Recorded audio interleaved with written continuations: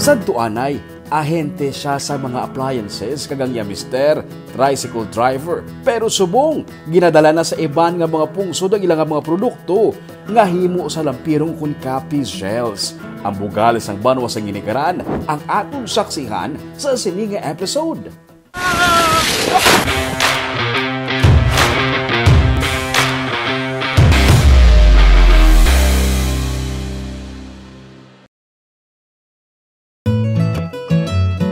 Para sa kadamaan sa aton, ang unod sang lampirong ang ginakaon kagang shell ginapilak. Diri sa hinigaran, ginapanagtag ang unod sang lampirong kay ang shell mapuslan. Ang lampirong ukon ang window pane oyster ukon mas kilala nga capis shells ang makitaan man sa baybayon sang hinigaran. Pwede ini mahimo nga lamesa, wall clock, chandelier, lamps, jars, frame, wall art, bakya, pati na long gown. Pero antes nangin in demand ang produkto sa mag-asawa nga Ruby kag Amay and Manuel, si Ruby nagaahente sa mga appliances. Nakaagi man siya gani baligya kuno sang produkto sang Avon kag personal collection. Ang iya nga mister, tricycle driver kag nagalibod sang isda. Suno kay Amay, makapoy ang magpulaw kag maglibod, hindi siya makapahuway. Sang unay kabugat gid. Wala ka paway. Wala pa way. Biyahe pang biyahe rod lang. Tuyo. Pagkatapos sa komisyonan, pag hindi may maubos, ilibod mo gid interbarangay. Pagtapos mo na maubos natin, balik kumpra naman. Kaya maguntat ka sang negosyo, untat ka man kaon. May nag-order sa una sa ila sa mga raw materials o kunro nga mga shells. Ila ini gina-deliver sa Cebu kag sa Manila. Nakapanilag sila sa mga factory nga ginadulungan nila. Gintestingan nila sugod sa mga lamps, kag didto nagdamo na ang ilang mga produkto. Tapos dito ko na ko idea nga paano mag-process. Namon nga buyer. Kung paano siya ginobra? Paano siya ginobra. Ay kasulod ko sila factory. Tapos ko idea kung paano i-process. Tiyan mo na. Testingan po.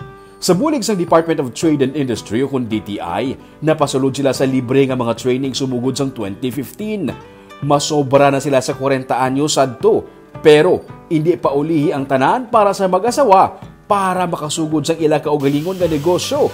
Gindedikaran nila ang tanan-tanan nga mga training. Yung training, yung in-traffic ko.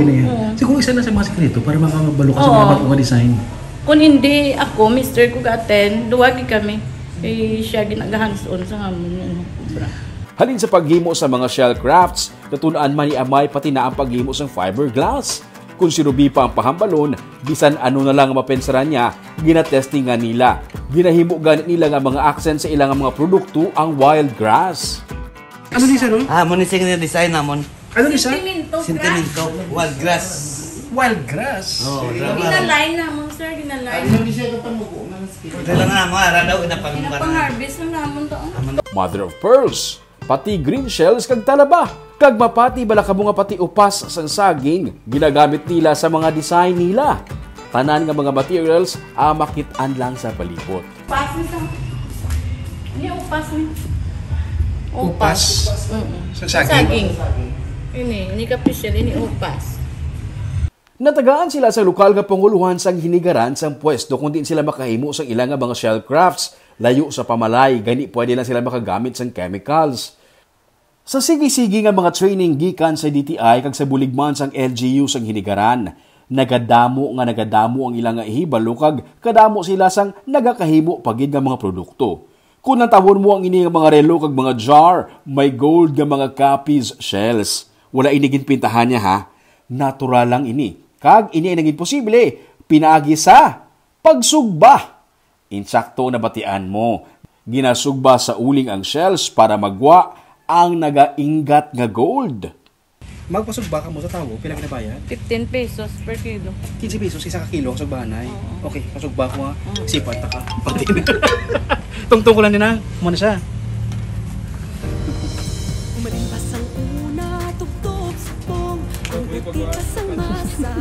So para tabi ba, buhay na kung ano pagkita ko, lari ko yan. Grace Pharmacy, handa permi magpunan.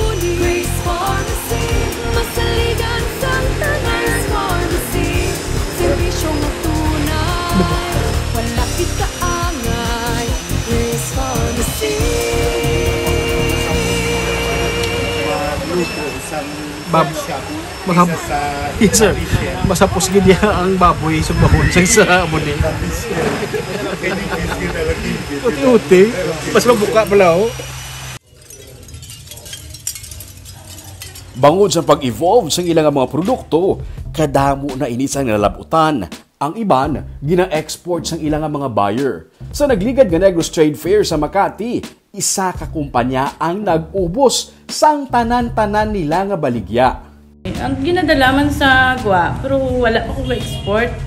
Pero damo ija gakwa sa mga exporter. Exporters niya mismo gakuha sa inyo. Oo. Okay. Like balikbayan, nakabakal na sa amon. Pag-trade fair naman, ginubos nila nga mga Ano tabo sa trade fair? May isa ka tao na nag-ubos naman? Oo, isa ka, mga jar namon, muna ilagay. Mga worth pila ang naubos nila mo? Mga 70,000. Worth? Oo.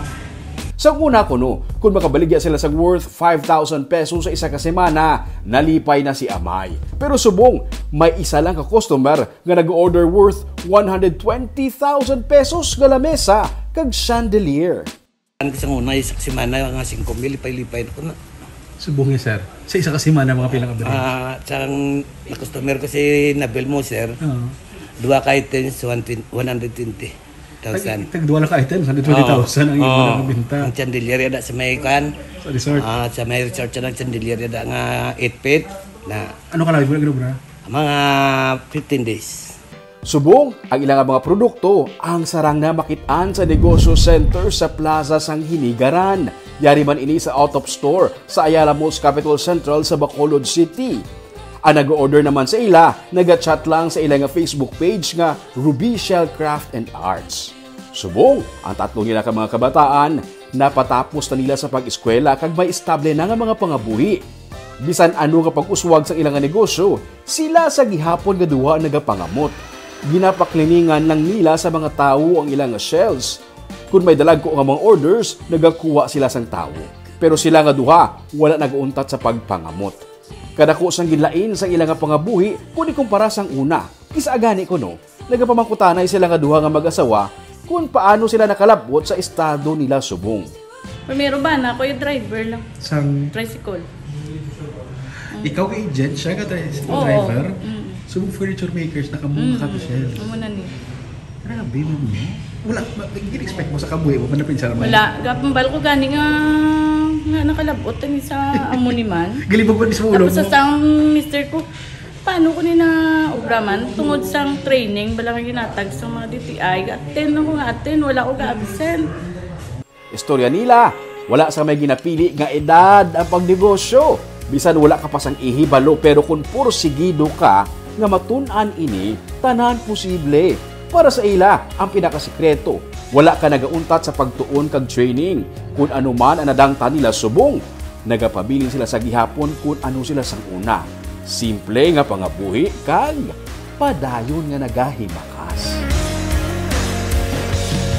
Magluwas sa mga matawag nga lugar, manamit kay mga pagkaon, may mga produkto pangahimo sa mga Negrosanon nga dili makitaan sa isla sa Negros. Pares na lamang sa sininga mga shell craft diri sa may Panwasang Hinigaran. Para updated ka sa mga episode sa Tripping ni Ruming, i-follow mo nga Facebook page o YouTube channel, Digicast Negros. Ululupot kita sa gihapon sa pagbangon. Ako si Romeo Subaldo, kaginiang Tripping ni Ruming!